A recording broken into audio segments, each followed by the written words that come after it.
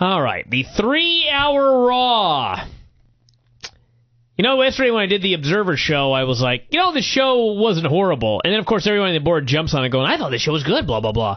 When I say that, it's because it's a 3-hour fucking Raw. It should be horrible just because it's 3 hours long.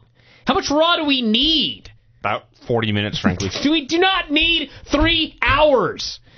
So, the 3-hour Raw, which I wanted to make a Gilligan joke, but it wasn't quite that bad, opened up with Jericho and Ray for the Intercontinental Championship. They had a good match. 3 stars. They did a whole bunch of stuff, and in the finish was Jericho spinning the mask around so that Ray could not see, and then he gave him the code breaker for the pin. And this was some good stuff. No problems whatsoever. The highlight, as you noted in the newsletter, was when Jericho suddenly realized that Ray was laying prone against the ropes in prime 619 position. Yes. And Jericho was paralyzed by a thought. Should I try to hit my opponent with his own move? Do I dare risk this? And it was perfect because the longer he thought about it, the more people got into it. And so finally he figured, what the hell? And he went to try it, and of course he got cut off. It was beautiful. Not only cut off, but he was immediately hit with his own move, the lion salt. Yes, he was. That's true. I hadn't even thought about that, but that's true. These men know what they're doing. They are great professional wrestlers. Chris Jericho and Rey Mysterio are good at wrestling, yes. There's also, this is preceded by a Jericho promo where he had his new best line ever when he referred to the fans as bulbous manatees. Was it bulbous? I wrote down bulbous. It may have been. I think it was bulbous. I heard in my brain globular, and I hope he starts using that one. Globular manatees. Bulbous manatees. Either way. Then we had Orton doing a promo backstage. Abso-fucking-lutely none the worse for wear after his incredible beating last week at the hands of Triple H. So he buried him and saying he could only use a sledgehammer. This was also great. He was like, Hunter knew he could not get the best of me without his sledgehammer. Of course, completely ignoring the fact that Hunter did, in fact, throw down the sledgehammer before beating the shit out of him, and then vowed to win the title. All I know is he was cutting this promo, and I recall there was a Hunter-Orton confrontation the week before, and I recall Hunter won. That was it. I did not recall the severity. I did not recall the details of the hammer. I had nothing. I knew no details about this, so everything he said, I just rolled off my back.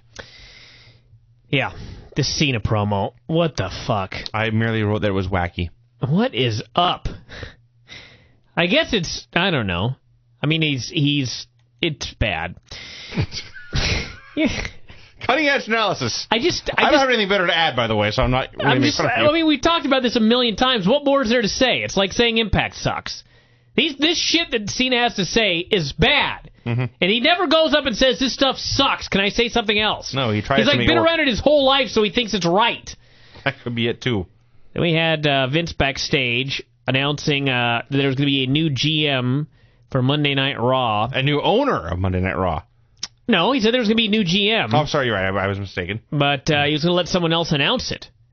And Cole said, who's it going to be? And he said, I'll let you know after the next match. He said he'd been made an offer. Actually, his exact words were, when someone gives you an offer you can't refuse, no matter what, don't refuse it. I'll write that one down. Who wrote that line? What a fortune cookie that would be. These writers. I mean, I can't even really get mad at the writers, because if I were a writer in WWE, I'd have killed myself by now. That is quit. true. That is true. No way. So these poor bastards are now writing lines like, if someone makes you an offer you can't refuse, whatever you do, don't refuse it. Thanks! Next time I get an offer I can't refuse, I will refuse it. But I was going to refuse it, but now that you've told me this, I won't. So anyway, that was that. I figured Bischoff. I was incorrect. I was actually thinking even more ludicrous, Hogan or Austin. Oh, Jesus, what the hell's wrong with you? I don't know. What do you think this is? Like, when wrestling was good? We had Tommy Dreamer and Christian for the ECW title. Nobody gave a shit. This was so clear during the show that nobody watches ECW that watches Raw. I mean, they used to always say that, only 20% of the audience watches both SmackDown and Raw, and I would think, bullshit. Now sometimes I watch these shows and it's like, these are completely different audiences. Nobody watches ECW. So, anyway, Christian lost. And this match, by the way, would not entice them to watch ECW in the future. It was... all package. It was a plain Raw match. The only highlight was Christian came off the top rope and landed on his feet and started selling his knee and or ankle. And I'm thinking, okay, this is the guy who, beat Swagger by pulling the tights and ramming him into the exposed buckle. He's going to sell the knee and sell the knee and sell the knee and then roll a Tommy Dreamer with a small package and win like Bret Hart used to. No. His knee gave out and Tommy Dreamer pinned him. He just landed wrong on his feet and hurt himself because he's clumsy, I guess. Then we had a skit backstage with Kelly Bellas, the makeup lady, discussing who might have bought Raw. Among the suggestions, Oprah, Paris Hilton, and Barack Obama. Huh. On her worst day, Tiffany is 100 times the actress of both Bellas put together. This was bad. I cannot believe that. I was actually wishing Tiffany would have been involved, so it could have been even worse. This was beneath her. Orton, Cena, and Big Show, Triple H for the title, Fatal 4-Way.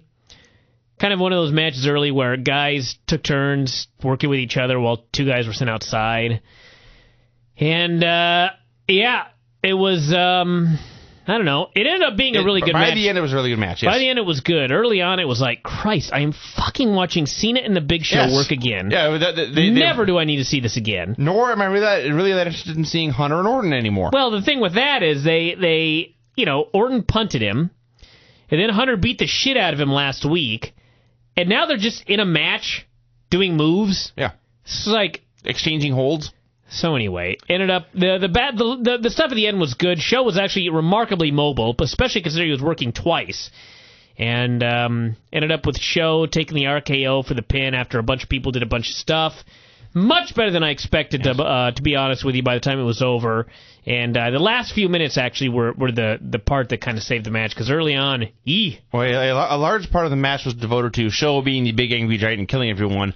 And then by the end, it's not so much the guys were working together, but Show was always in position to get hit by a move. So he took, by the end of this, I think, an RKO, a pedigree, and the FU, and was finally whittled down and destroyed. So that all was good and made sense. But yeah, at the beginning, they paired off in the two pairings we've been seeing for what seems like years now, and no one cared. And then Cena and Triple H had a stare down, and people got into it. They weren't going crazy, but they were into the stare down. And then Orton and Show had a confrontation, and just because it was new, just because it was something we have not seen 8 million times this year, that got a reaction too. And then from then on, everything was great. And then we had, of course, the Trump thing, and it got a little bit of press today. I guess that's good. But, and actually, there were a number of... I can actually go back and find it here. There were places that reported that this was like... a shoot? Yeah. Like Trump bought WWE. Let me see if I can find one before they got pulled. I know there was one that had been on the TV Guide website that I got a link to, and by the time I clicked on the link, they had already pulled it. So that was good. All I know is Vince came out to announce who he had sold this to, and I think if I had written down 100 names, Donald Trump would not have been on there. I was not prepared for him to enter wrestling again, so that caught me off guard. Okay, hold on. We've got StreetInsider.com. Oh, look at this. It's still up there. Corporate news. This is in StreetInsider.com. Corporate news. Donald Trump buys World Wrestling Entertainment's Monday Night Raw. World Wrestling Entertainment announced the sale of its ratings juggernaut, Monday Night Raw, on USA Network to Donald Trump. The terms of the deal were not disclosed, but WWE Chairman Vince McMahon stated, "This was an offer I couldn't refuse." So I hear. Then they have all of the shit that was in the press release, and they fell for it here at StreetInsider.com. By the way... and also at BroadcastNewsroom.com. I had never heard of StreetInsider.com. How can you be inside a street? No, it's the insider of Wall Street. Oh, Wall Street, I see. Jesus. Sometimes you amaze me, Vince. You're an amazingly intelligent man who sometimes is very dumb. That is 100% true. I think people have said that about me, but I don't believe it. So, yeah, and also no, they never said you were intelligent. BroadcastNewsroom.com fell for it. Jesus, I'm amazed. I'm just amazed. So there you go, everybody. Anyway, segment itself sucked. That's it was largely true. Trump was pre-taped. Vince was live. They were trying to do one of those things where, they were interrupting each other, but it was actually just bad timing. It was so bad I enjoyed it. It was like, I think Vince thought Trump was live. Trump is a complete ham. It's like Trump gets a script, and like he's great at memorizing everything, but then he just like rattles it off. Yes. He never pauses for a breath. No. He never pauses to let anything sink in or to make one statement more important than another. Yes. He just rattles it off very rapidly and then kind of moves on to his next deal. And like nobody, somebody was like, I can't believe Dave is reporting that the audience groaned based on one report that was on the website. And I'm thinking, one report? Did you fucking watch the show? Nobody gave a shit about this. It was patently obvious from watching it on TV. We didn't even need a first-hand report. The first-hand report confirmed what we had seen with our own eyes. So nobody cared at all about this for the obvious reasons. It's complete bullshit. I mean, That's really why I was so baffled that it got picked up as a legitimate deal, because, I mean, who can fucking believe this? Apparently StreetInsider.com. I shouldn't say that. I guess it's if you don't watch any wrestling, I guess if you hear that Trump bought Raw, what the fuck? Maybe you're going to fall for it. But, like, as a wrestling fan, we're supposed to believe that Vince McMahon sold Raw. He sold Raw. First off, think about this. He sold Raw to Donald Trump? Why would he sell Raw? Why not SmackDown? Why to Donald Trump? Why would Donald Trump fucking want Raw? There is the question of the hour. I can believe that, like, Tiffany fucked somebody, so they gave her the GM role. I can suspend disbelief, okay? Vicky Guerrero, like, she started out as a secondary character, but was, like, so awesome that I can suspend disbelief that she's in charge of the show. Donald Trump with nothing. Not even like there's going to be a big announcement next week. Not Vince has been working on a secret deal. No, Vince shows up one week and is like, after 16 years, I'm just going to fucking sell this show tonight to Trump. Fucking ridiculous. And we never did hear, by the way, why Donald Trump wanted to buy the show so bad. Well, I'm trying to think of something. Give me 30 seconds. I can come up with an explanation. I'll wait. His real estate holdings are tanking. He sold all his casinos, and now he needs something that's a success. Unacceptable? I don't know, whatever.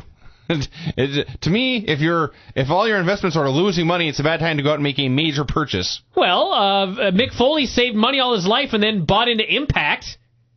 That's pretty fucking stupid. That is true. Why would you save all your money and be so good with your money and then buy a new Impact? Were I to buy a show, it would be Monday Night Raw and not Impact. That is true. So there was your segment, everybody. And next week, Trump will be there. He said it's going to be a commercial-free Raw.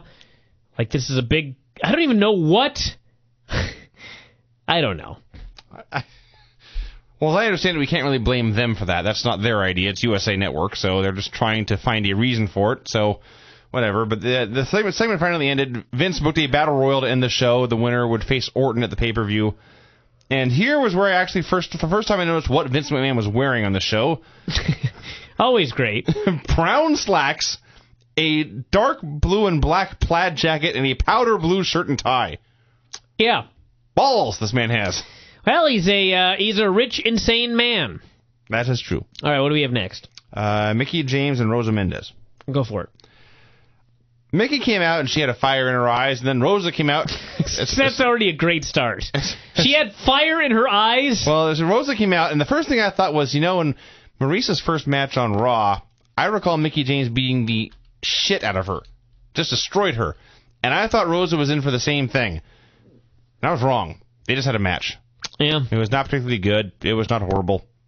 But Mickie did eventually win. I guess. I didn't write it down. Mickie did, in fact, win. Yeah. I was most impressed by... there have been some great signs lately.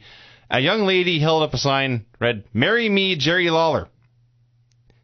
And if you're going to propose to a wrestler on Raw and you want a positive answer, Jerry Lawler is probably your best bet. Why even ask? Just go marry him. Just walk up and say, hey, let's get married. No, it's just say we're married now. Let's go fuck. All right. What am I saying? I don't know. I like Jerry Lawler. We had, Mickie won, and then Maurice flipped her hair. That is true. That happened. That's what happened, everybody. What more do you want me to say? Miz and a message for Donald Trump, talking about how he was the future of this show. Cena was the past. Ranted and raved forever. I guess it was all right, but Goldust and the Midget were there, just standing there the whole time, and it just went on and on. On and on and on and on. And finally Goldust cut a promo on him, bringing up shit from 1997. I thought I was watching Impact, talking about Ahmed Johnson. Yes. Ahmed Johnson. In 2009. Okay, that's 12 years ago, maybe 13. Okay, most of the kids in the audience weren't even born. No. No idea who Ahmed Johnson is. I'll bet there are people that are in their 20s that may not know who Ahmed Johnson was. So anyway, they did this here, and Miz finally gave Goldust a DDT, and then shot the midget with the T-shirt gun. Shot the midget with a T-shirt gun. It's wacky. It was wacky. I guess we've seen people shot in the nuts before with that gun. I have, yeah. I saw Coach take it live from Stacy Keibler once. Yeah. Which sounds more lewd than it is. But, I still bet it sucked. I bet it was no fun. I bet when the midget heard about this plan, he was not down with it, but what are you going to do? And life goes on, I guess. So, yeah, Miz rambled forever. I don't know. On a 3-hour show, I can't really complain about it too much. But I was not really motivated to follow up on anything it set up. Josh interviewed Punk. Misawa was on his wrist tape. And this was actually a great little interview here, as Punk, still being a smarmy prick, was talking about how, I did the same thing last year to a heel, and nobody gave a fuck. In fact, they liked it. They gave me a slammy. I do it this year on Jeff, and everybody freaks out. He's got a valid point. And there's a double standard going around. Thinks I should be having a morality crisis. Said he put his body on the line to win it, and if the vocal minority didn't like it, well, tough shit. Then up walked Matt Hardy and said, listen, if I were you, I'd have done the same thing. And Punk said, well, you're not me. You never won the Money in the Bank. You never won a world title, thus bearing the world title, by the way. The ECW title. ECW title. And never done any of that, and Matt got sad. So there you go. He had no comeback. No, he couldn't even say I was the ECW champion. He couldn't even say, like, I once held the belt Tommy Dreamer holds right now. Yeah. It was good, though. As I said, Punk had a valid point when, he did the same thing 2 years in a row, and they approved 1 year and hated the other, so clearly it's just a double standard. And the fans are hypocrites, and Jericho is right. Punk, Jeff, and Edge, good match. Actually, a very good match. Did a lot of little things. It was kind of centered around Punk hurting his knee on the steps. That was a great spot, by the way. Sold it like he'd blown it out. Trainer hit ringside, checked on him, and in the ring, Jeff and Edge were doing spots, and Punk would fly in on one leg and break it up. And Jeff finally started stomping on him, hit the twist of fate, and he sent on Edge. And then Punk pulled him out of the ring, sent him into the steps, and then cradled Edge for the pin. So Punk retains the title yet again. And 3.5 stars, yes. Everybody. This is a very, very good match. Pay-per-view worthy. There was a lot of cool stuff. The biggest... Well, the one spot that was just awesome was Edge goes for a spear on Punk. Punk leapfrogs him, but Edge runs right under him and spears Jeff Hardy. Yeah. Pretty simple spot that just looked awesome. And then where Punk hurt his knee was he charged Edge in the corner, and Edge kind of... Or excuse me, he went for his running knee, but Edge dodged and then shoved him over the corner. Backed off him. But the point is, Punk went over the ropes, and he lands with 1 foot on the steps and his knee on the steps. And it looked awesome. I mean, it allowed noise. Everyone went, ugh. And a million things could have gone wrong here, where you could have actually gotten hurt really bad, but none of them did. So that was awesome. And then you had the champion down on the floor. Everyone thought he was injured and out of it. And suddenly they thought, the champion's down. There's going to be a winner soon. And they all were totally in it from that point forward. So that was awesome. And then the drama wins with the storyline continues of Punk not necessarily doing anything wrong, but he keeps winning after Jeff does all the dirty work. And it happened at the pay-per-view, and it happened again here. So there's a reason for there's a reason for Jeff to hate Punk, and a reason for Punk to think Jeff's overreacting or in the wrong. So in a good sense, it's shades of gray.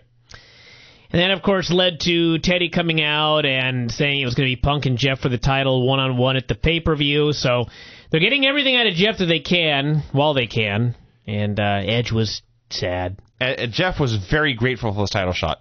He applauded Teddy. He held his hands together and nodded and said thank you. That made me laugh. This, of course, I just yawned on the air, everybody. I don't blame you.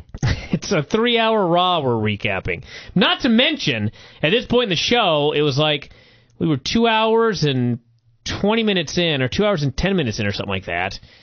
And I'm thinking, we've got like an hour left, at least 50 to 55 minutes left. And they've already done all 3 title matches. Yeah. I am sitting here waiting for a Battle Royal. Battle Royal. When Vince made the announcement of that match, everyone cheered, and I thought, why? It's a Battle Royal. They almost always suck. I was gobsmacked when this last hour did like a 4. All these people sat around for a Battle fucking Royal. Yeah. What is wrong with you people? I don't know. All I know is as far as the pacing goes in the 3-hour show, there's usually a point in a 2-hour Raw where I think, Jesus Christ, how long is the show? How much more do you have to watch?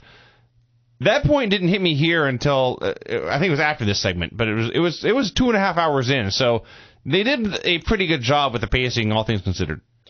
Then we had the Colons against Harry Boy and Tyson Kidd. Oh, this segment. This was a disaster for almost everybody involved. I think that's a fair thing to say. The only person that came out of this unscathed, actually, was Tyson Kidd. And I don't think he actually wrestled. We had Legacy doing commentary, and they were, like, profoundly boring. We had Harry Boy and Primo, of all people, fucking up a spot horrendously. Yeah. Then, of course, we had Carlito doing his goofy comeback, and he hit Harry with the backstabber, and then Legacy broke it up for the DQ. And, yes, no favors for anyone involved. No, and Harry and Primo botched the Rana, and even as they are going down, you hear Harry scream, "Damn it!" Always funny. So then he gets to his seat, and I'm thinking, okay, you fucked up a move. Shit happens. Tag out now. Then he kept on wrestling. Yeah. He stayed in there. I thought, Tyson Kidd is in the corner. Tag that man in. So... it was interesting that Tyson Kidd was not the guy that was visually pinned when the bad guys ran in. Well, that is true. They went after Harry. That is true. And, yes, and I mentioned earlier that Dreamer and Cage did nothing to make people want to watch ECW. Here's the Hart Dynasty, supposedly the up-and-coming young tag team, or the dynamic young faces you would want to see in the show. And here they are. Dynamic? Oh, like not baby faces. Actual portrait. Yes. So... regardless, they were beaten here in minutes by the Colons, and would have been pinned clean, except Priceless ran in for the DQ. Well, the Colons are the champions, and they're doing this to set up Colons and Legacy, so who gives a fuck? Because I am so much more into the Hart Dynasty than I am the tag team but no one titles. on Raw watches ECW, so it doesn't even matter. No, that is true. Vince met with Santino, and they had a little talk, and Vince was talking about how he hated a billionaire with a massive ego, and Santino said, "You must hate yourself, then." Vince said, "What?" And then he said, "Compared to Donald Trump, you're not that rich." And then he realized he'd said something stupid and bailed. I could be wrong here, but I believe this is the least funny Santino has ever been. It's getting worse. It's getting worse with every passing week. It's quite terrible. The only good part of the show was when Vince's phone went off. And his ringtone is his music, which is always good comedy. That is like Satchel Ass. It's never not funny to me. It is, yes. And it was Trump on the phone. And Vince was sure to repeat everything Trump said so we could hear it at home. And Trump wanted to make a major announcement later. And Vince said, "Well, tell me what it is. I'll make the announcement for you." "No," Trump said. "I want Impact." And Vince said, "You want Impact?" And I thought, holy shit, he's buying the wrestling world. Yeah. I was wrong. And apparently, I guess Donald also had a line, and Vince said, "You want him back?" I don't know what that means. I presume Ric Flair. You would think, although wouldn't they want to announce that here in Charlotte? Well, they can't. Because it's too early? He just got kicked. Yeah. So I figure that's why they're holding off. Then we had the 10-man Battle Royal. Legacy MVP, Matt Hardy, Regal, Kofi, Miz, Big Show, Triple H, and Cena. Orton watching. It actually got quite great when there were 4 guys left. Early on, it was every fucking Battle Royal you've ever seen. Big Show was a monster. Everybody tossed him out. Dudes did dumb shit. They got tossed out. Blah, blah, blah. Finally comes down to Legacy and Cena and Hunter. And Legacy had actually been awesome eliminating people one by one. Orton, the story was, Orton wanted them to make sure certain guys didn't win. So why they eliminated all the geeks, I have no idea. So it comes down to them, Cena, and Hunter. And I'm like, okay, well, your plan failed. Now what? You eliminate Cena and Hunter. One of you has to eliminate each other, and then the winner has to face Orton. I presume they figured the plan was just they'd lay down, but I'm probably overthinking this. But anyway, it comes down to the guys, and finally the heels get eliminated, so it's down to Triple H and Cena. Legacy then hits the ring and runs wild on whoever it was. I forget. Hunter had the pedigree, and then Legacy laid him out. Okay, they ran wild on Triple H. So both guys down in the ring. So the refs are getting rid of Legacy, and all of a sudden, just like earlier in the show, Miz is still cooler than you. You see a head rising above. A head popped out from under the ring. Godzilla's head out of the sea. Right behind Vince McMahon at WrestleMania 19. Did the same motion during his match with Hulk Hogan. But, yes, a head slowly peeked up above the ring. He did? I have no memory of that whatsoever. If you saw it, you'd remember instantly. He had an evil grin. His face was all bloody. He had a lead pipe. I was in the bar. That's probably true. So, anyway, Miz's head slowly rose up. You saw first his faux hawk, like a shark's fin, poked above the ring, and then you saw his eyes, then his evil grin, and everyone thought, holy shit, Miz is going to win the Battle Royal. He had been pushed under the ropes earlier by the Big Show and had been hiding for some time. Yeah. So he creeps in the ring, and he poises a strike, and Hunter and Cena are clawing to their feet, and it looks like he's going to get them both out, and then he charges, and they pull the ropes down, and he went over them like the biggest geek on the earth. Yes. Did I not mention, like, last week? How they've never done anything so well and so poorly at the same time. I just was... When he peeked his head up, I was like, this is a moment. This is a moment. Fuck winning. It wouldn't make any sense for him to win. But he's got to eliminate John Cena. You would think. Even if him and Cena, even if Triple H sidesteps them, and Miz and Cena both go over together, he could still claim he eliminated Cena. Great! They wouldn't let him eliminate John Cena. No. He flew over like a moron. It wasn't even like at that Royal Rumble where Hogan is yanking on Sid's arm and Flair tosses him out. It's not even like that. It's like they could even let Miz pull Cena and then Hunter dumps him over. No. It was like... He's just an idiot. Miz charged. He dumped himself out like a geek and was never seen again. Just amazingly stupid. And then Hunter immediately dumped Cena. Yeah. He couldn't. It's just amazing that they want so badly to create these new stars, and they are horrified. They are petrified. They are terrified. They are terrified to do what needs to be done. Would it really... I mean... And would it have hurt John Cena's drawing power if Miz had knocked him out? He got thrown out by the Miz. Would they have sold fewer T-shirts? Would they have sold fewer tickets? Yes. Would any aspect of business conceivably go down because the Miz threw John Cena out of a shitty battle royal? Who gives a fuck? I can think of 100 positives and no negatives. So anyway, Hunter won. So Hunter won. So he won the shot at Randy Orton at the pay-per-view. Yeah. Then Trump appears on the big screen and says, I got one more thing to say. He congratulates Hunter on winning. He said, and this is a direct quote, "You're a tough guy and a real talent."